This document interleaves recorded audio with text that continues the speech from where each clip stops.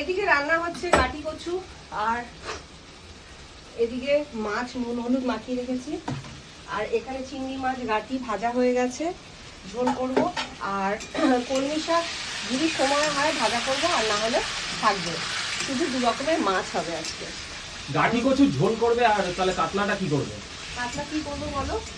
দুটো ঝোল করলে তো ভালো লাগবে না। হ্যাঁ, তাহলে কি করবে?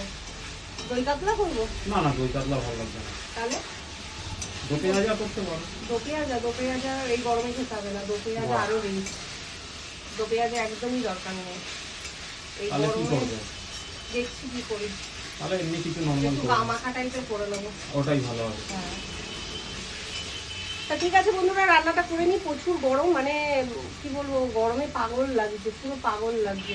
কালকে একটু ঠান্ডা ঠান্ডা হাওয়া দিচ্ছিল, আজকে কোনো হাওয়া বাতাস কিচ্ছু নেই, তার মধ্যে রোদ্দুরও উঠেছে, পাগল লাগছে।